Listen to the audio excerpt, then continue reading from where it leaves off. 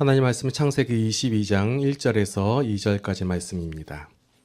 그 일 후에 하나님이 아브라함을 시험하시려고 그를 부르시되 아브라함아 하시니 그가 이르되 내가 여기 있나이다.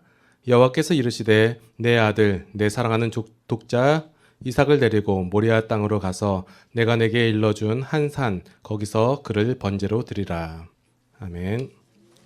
믿음의 본보기 아브라함이라는 제목을 가지고 이유진 목사님 말씀 증거해 주시겠습니다.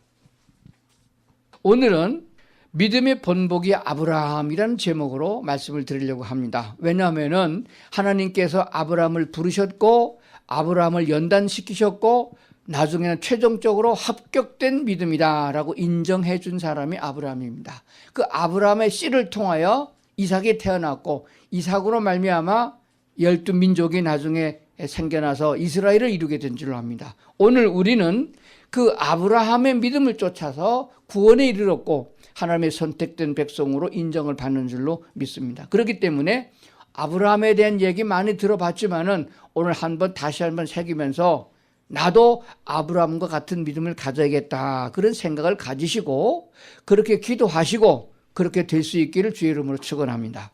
저는 이 나이를 살면서 부러운 것이 별로 없는 사람이에요. 지금도 그렇습니다. 부러운 게 별로 없어요. 돈 많은 사람도 안 부럽고 잘생긴 사람도 안 부럽고 큰 교회 목사도 안 부럽고요. 다 안 부럽습니다. 그런데 부러운 사람이 있어요. 믿음 좋은 사람 만나면 부럽습니다. 믿음 좋은 사람만큼 부러움의 대상이 없어요.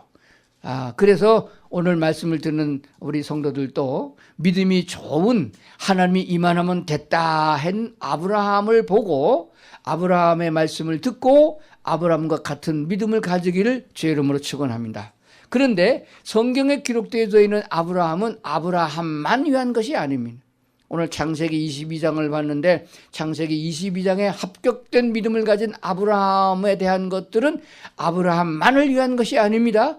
오늘 우리도 위한 것이라고 성경은 가르칩니다. 그래서 성경 로마서를 한번 보겠습니다. 로마서 4장을 찾으시길 바랍니다. 22절 그러므로 그것이 그에게 의로 여겨졌느니라. 23절 그에게 의로 여겨졌다 기록된 것은 아브라함만 위한 것이 아니요 의로 여기심을 받을 우리도 위함이니 곧 예수 우리 주를 죽은 자 가운데서 살리신 이를 믿는 자니라. 아멘. 23절 24절 같이 한 목소리로 보겠습니다. 시작. 그에게 의로 여겨졌다 기록된 것은 아브라함만 위한 것이 아니요 의로 여기심을 받을 우리도 위함이니 곧 예수 우리 주를 죽은 자 가운데서 살리신 이를 믿는 자니라. 아멘. 아브라함만 위한 게 아니고 의로 여기심을 받을 우리도 위한 것이니 예수께서 죽은 자 가운데서 다시 살아나셨음을 믿는 자들에게 주는 하나님의 은혜다라고 말씀한 걸 보게 됩니다. 그러므로 아브라함만 위한 말씀이 아니라 오늘 예수를 믿는 자들에게도 주어진 축복이니까 말씀을 잘 듣는 자들에게 은혜가 있을 줄로 믿습니다. 자, 그러면은 우리는 본질적으로 이방인이며 하나님의 축복의 대상이 아니며 구원의 대상이 아닙니다. 왜 그렇게 되느냐라고 따지면은 좀 불행해요. 그것들을 이기고 거슬러 올라가면서 하나님이 우리에게 계획하신 축복의 은혜를 따라가는 자가 더 복이 있는 줄로 믿습니다. 이방인으로 태어났고 한국에서 태어났고 가난한 집에서 태어났고 아는 것이 없고 되는 게 없고 이렇다고 그러면 아무것도 해결이 안 됩니다. 그러나 그러한 가운데서도 불구하고 하나님은 우리에게 구원의 길을 열어주셨으며 우리에게 축복된 길을 열어주셨음을 믿어야 합니다. 자, 그렇기 때문에 갈라디아서를 한 번 더 볼 이유가 있습니다. 갈라디아서 4장 22절 기록된 바 아브라함에게 두 아들이 있으니 하나는 여종에게서 하나는 자유 있는 여자에게서 났다 하였으며 23절 여종에게서는 육체를 따라 낳고 자유 있는 여자에게서는 약속으로 말미암으느니라. 24절 이것은 비유니 그랬습니다. 넘어가서 28절 형제들아 너희는 이삭과 같이 약속의 자녀라. 이 얘기는 아브라함 얘기를 조금 하고 지나가야 됩니다. 아브라함에게 하나님이 부르셔서 내가 약속하는 땅으로 가라고 지시하셔서 그 땅으로 아브라함이 순종하고 갔거든요. 내가 낳는 아들이 씨가 되어져서 하늘의 별과 같이 땅의 모래같이 많은 민족을 이룰 것이다. 그들이 모두가 내 백성이 되리라. 아브라함의 씨를 통해 낳는 자녀를 내 백성으로 삼으시라, 즉 천국의 백성을 삼으시리라 하셨기 때문에 그 약속은 지지라는 것입니다. 그런데 아브라함이 아들을 낳는데 둘을 낳잖아요.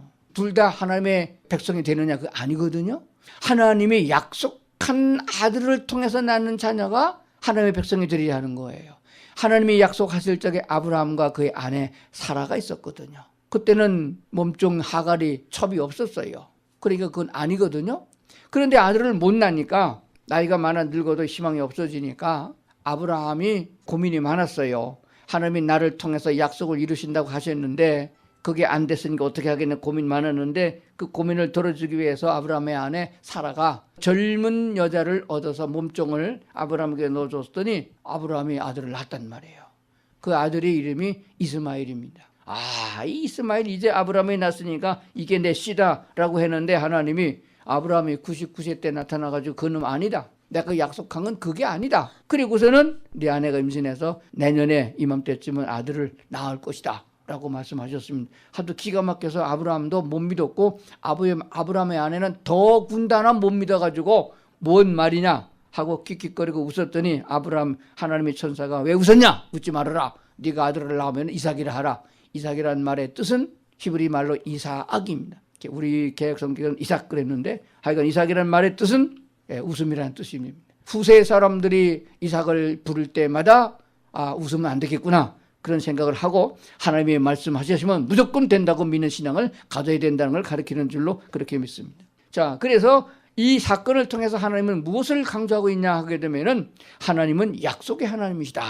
한 번 약속한 건 반드시 지키신다 하는 것을 말씀하셨어요. 그런 하나님이 한 번 약속한 것을 두집지 아니하고 계속해서 약속을 지켜나간 그 하나님이 신약시대에 오셔가지고 예수 그리스도 안에서 우리에게 말씀하셨는데 뭐라고 말씀하셨느냐? 하나님이 육신을 입고 땅에 오셨는데도 불구하고 이스라엘 사람들은 선택된 그 민족들은 예수님을 메시아로 여기지 아니하고 배척해서 버렸습니다. 그러나 예수 그리스도가 구원자이시며 곧 하나님이라는 사실을 너희가 믿고 영접하게 되면은 내가 하나님의 자녀에 대한 권세를 주신다고 요한복음 1장에 말씀하셨거든요. 그 말씀은 새로운 약속입니다. 한 번도 변함이 없는 약속을 이루신 하나님, 이스마엘이 아니고 내가 약속한 것은 아브라함이 낳는 아들 이삭을 통해서 내 민족을 삼으라고 약속한 그 하나님이 새롭게 약속하기로 했느냐? 믿는 사람 예수 그리스도를 구주로 영접하는 자에게는 하나님의 자녀가 되는 권세를 주신다고 약속하신 분이 하나님이십니다. 그 약속을 믿는 자들은 이삭과 같이 약속의 자녀라고 갈라디아서가 말씀하고 있는 줄로 믿습니다. 우리가 어떻게 구원받느냐? 예수를 믿으면 구원받는다는 약속에 의해서 구원받는 거예요. 많은 사람들이 교회를 다니면서 이제는 됐겠지, 구원받았겠지, 천국 가겠지 착각하고 사는 사람이 많아요. 하나님이 약속하신 대로 언약의 말씀을 믿는 사람들이 구원을 받고 영생을 얻는 줄로 믿습니다. 자, 그러면 도대체 아브라함은 어떤 믿음을 소유한 사람인가를 살펴보면서 오늘 결론을 내리자고 합니다. 첫 번째, 하나님의 말씀이 임했을 적에 아브라함은 그 말씀을 경청했습니다. 하나님의 말씀으로 받아들였습니다.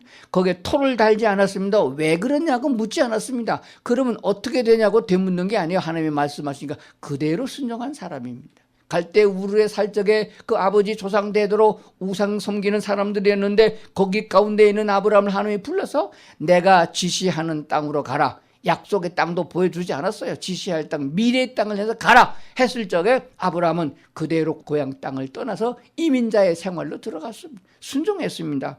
한꺼번에 아브라함의 믿음이 대빵 믿음이 된 게 아닙니다. 아브라함도 실수를 했고 딴 생각을 했고 허둥지둥하고 그러면서 하나님께 가까이 나간 걸 보게 돼요. 하나님의 말씀하실 적에 내 생각에 좀 맞지 않고 세상 사람의 의견과 다르다 할지라도 하나님의 말씀을 귀담아 듣고 그를 따르고자 하여 출발하는 사람들은 복 있는 사람인 줄로 믿습니다. 아브라함을 부르신 하나님이 아브라함을 책임을 지는 거예요. 자식을 낳은 부모가 자식을 양육하는 책임을 갖고 있는 것처럼 하나님이 우리를 부르셨으면 하나님이 우리를 인도할 책임이 있는 거예요. 내가 뭐를 해가지고 업적을 세워서 공을 세워서 굳건한 반석 위에 세운 믿음이 아니라 하나님을 따라가기만 하면 하나님이 그분이 나를 만들어 가실 줄로 믿습니다. 두 번째는 아브라함이 가다가 곁길로 가요. 잘못된 길로 갑니다. 그럴 적에 하나님이 그냥 내버려 두는 것이 아니라 하나님이 또 말씀하십니다. 하나님이 또 나타나서 말씀하시거든요. 그럴 때 말씀하셨을 적에 아브라함은 어땠느냐? 그 다시 자기의 잘못을 정정해서 하나님의 옳은 진리의 말씀을 따라서 가는 사람입니다. 그러므로 인하여 그때마다 믿음이 쌓여져요. 믿음이 조금 더 쌓여져서 믿음이 확고하게 된다. 그런 말씀이 됩니다. 뭐 오늘 짧은 시간에 아브라함 얘기, 창세기 얘기를 다 할 수 없으니까 집에 가서 읽어보시고 성경 통독할 때 그 말씀이구나 깨달으면 됩니다. 시험을 볼 때에 공부를 잘 안 한 사람은 두렵고 떨고, 시험 공부를 많이 한 사람은 자신을 갖고서 시험을 봐야 한 단계 올라가니까 좋아합니다. 우리 교회들 제가 성도들 가만히 보게 되면 그래요. 시험 받는 거 별로 안 좋아해요. 하나님 시험 그런 거 말고요, 고통 그런 거 말고요, 나는 그냥 쭉 평탄하기를 원합니다. 그런 분이 많이 있는데 쭉 평탄한 건 없어요. 세상 천지에 그런 게 없어요. 어느 날 토네이도가 불어닥칠런지, 어느 날 지진이 날런지, 전쟁이 날런지 어떻게 알겠어요. 그러나 그런 환란이 있는 게 두려운 게 아니라 하나님이 내게 없는 게 두려운 거예요. 하나님이 나와 함께 계신다는 확신만 있으면은 불 가운데로 지날지라도 두려워하지 아니하고, 물 가운데로 지날지라도 두려워하지 않는 것은 확실한 성경에 있는 말씀인 것입니다. 그렇기 때문에 아브라함의 믿음, 어떤 믿음이냐, 확고한 믿음이 된 것 같아요. 그래서 하나님 한번 시험해 보겠다, 이거 오늘 본 말씀입니다. 22장 그 일 후에 하나님이 아브라함을 시험하려고, 여기서 시험한다는 히브리 단어는 두 단어가 있는데 시험하는 목적이 좀 틀립니다. 시험 문제를 걸어서 떨어뜨릴 목적으로 시험 내는 게 있고, 시험을 통해서 그 사람의 믿음을 테스트하는 것이 있습니다. 테스트해서 하나님이 상 주시려고 시험하는 줄로 믿습니다. 합격하면은 복을 받고 떨어지면 하나님이 재시험 치르는 거예요. 걱정할 거 없어요. 우리 하나님이 우리 지옥 보내는 분이 아니십니다. 부르셨으면 책임을 지는 분이거든요. 떨어지면 어떻게 돼요? 재시험 보내고, 또 떨어지면 어떻게 해요? 삼수합니다. 또 떨어지면 세월만 보낸다. 시험을 만날 적에 한 번에 합격하면 지름길로 가고, 하나님 말씀하실 적에 제때 순종하면 빨리 갔는데, 미직미직 하다 보면 둘러가고, 미직미직 하다 보면 미끄러져서 재시험 보고 하다 보니까 세월만 다 가요. 아까운 세상, 우리가 100살을 삽니까? 200살을 삽니까? 그 아까운 시절, 젊은 시절 다 보내고 나이 먹어 늙어가지고 좀 잘할 걸 그러다 보면 세월 다 간 거예요. 제가 오늘 여러분에게 전해드리고자 하는 하나님의 말씀은 그럽니다. 좀 아브라함의 믿음을 좀 보고 좀 빨리 순종하고 빨리 합격하자. 한 번 시험에 탁 붙으면 얼마나, 오늘 이곳에 계신 여러분 어떤 시험이 와도 한 번에 탁 합격하길 바랍니다. 자, 그래서 결과적으로 아브라함은 합격하느냐 불합격하느냐 하는 것들을 이삭을 제물로 바치는 사건에서 합격한 거예요. 오늘 성경 본문대로 보면 그렇게 됐어요. 여호와께서 이르시되 내 아들, 그냥 내 아들을 바치라 그런 게 아니에요. 내 아들 바치라 그랬으면은 이스마엘 바쳤을 것 같아요. 그 명옥이야 이삭을 바치겠어요? 내 아들, 내 사랑하는 이삭을 바치라. 내 아들, 내 사랑하는 독자 이삭을 바치라. 그러니까 이건 어떻게 할 수가 없어요. 이스마엘을 대신 내밀 수가 없는 거예요. 딱 찍어서 네 독자 이삭을 바치라 그랬으니까. 그것도 내가 지시하는 땅으로, 거길 걸어서 가는 길이 며칠 걸리냐? 나흘 걸리. 제 3일 만에 아브라함이 눈을 들어서 그 예배할 자리를 찾은 거예요. 왜 하나님이 꼭 그랬을까? 사람의 마음은 아침에 다르고 저녁에 다르고 다릅니다. 어떤 권사님께서 교회 부흥회 할 적에 얼마나 은혜를 받았는지 성전 건축한다고 해서 집 팔아서 바치겠다 결심을 했는데 하룻밤 자고 났더니까 그거 좀 안 되겠더래요. 그래서 전세 놓고 바치려고 그랬는데 이틀 밤 자고 났더니 그게 안 되겠더래요. 그런 얘기가 그냥 나온 얘기는 아닌 것 같아요. 그러니까 사람의 마음은 결심했어도 시간이 지나면서 바뀝니다. 그러니까 이 사흘 동안 가게 하신 하나님께서는 아브라함이 가는 동안에 마음 바뀌면 돌아서도 괜찮다 그 얘기예요.